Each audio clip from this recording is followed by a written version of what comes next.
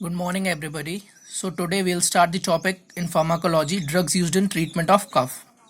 So, basically, what is cough? Cough, it is a protective reflex indeed to remove irritants and accumulated secretions from the respiratory passages. So, the drugs which we used, these are used for the symptomatic treatment of cough. So, basically, there are four classes which are used in the treatment of cough, that are antitussive, pharyngeal demulcents, expectorants, mucolytics.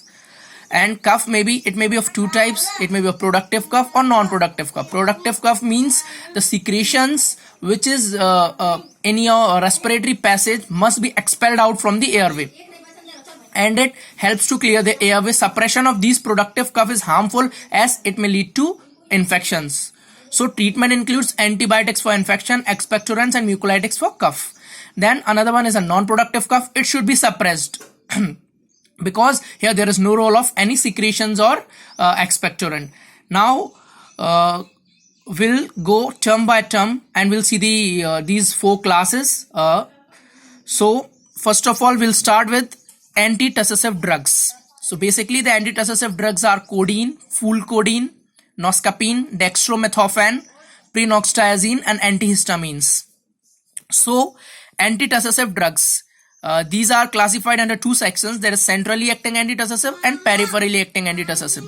Centrally acting antitussive, they act by inhibiting the medullary cough center, and peripherally acting antitussive, they have inhibitory effect on stretch receptors of lungs. These are used only when no response to central drugs. So basically peripheral acting antitussive will not use as normal. We first use centrally acting antitussive. If they are the patient is not responding to these drugs, then we'll use peripherally acting antitussive. So centrally acting antitussive, these are opioids. Under opioids will came codeine, fulcodeine. These are used for the treatment of mild to moderate cough. Then methadone, morphine, used for the treatment of severe or persistent cough which are seen with bronchial cancer. And then after that, the side effects of opioids are constipation. Another class is dextromethorphan in the example of centrally acting.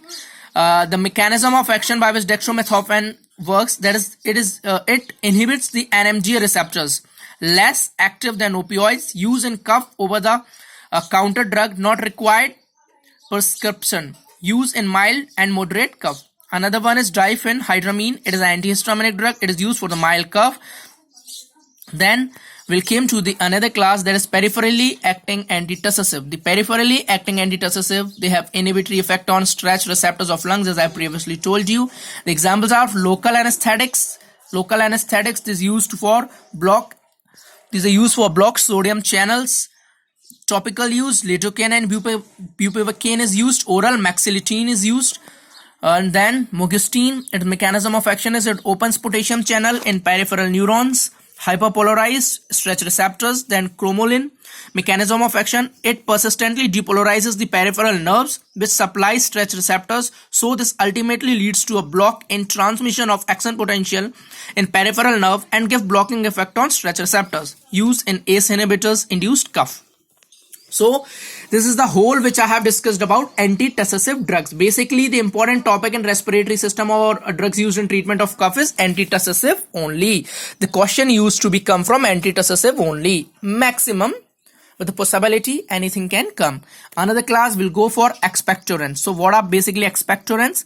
They increase or facilitates the secretion. Mechanism of action, they produce gastric irritation.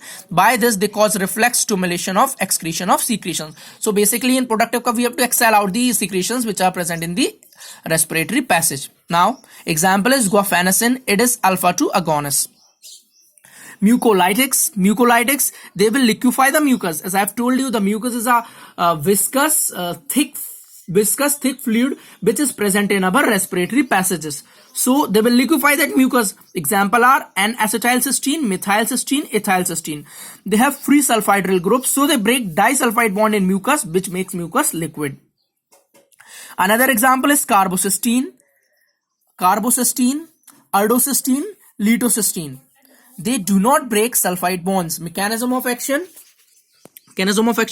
they increase secretions of sialuminescence, which liquefies mucus. Then bromohexane metabolite ambroxol. So mechanism of action, they act by tripolarization of mucopolysaccharide in mucus and liquefies it. Another one is DNase. It mucolytes in patients with cystic fibrosis. It is used as a mucolytic in patient with cystic fibrosis.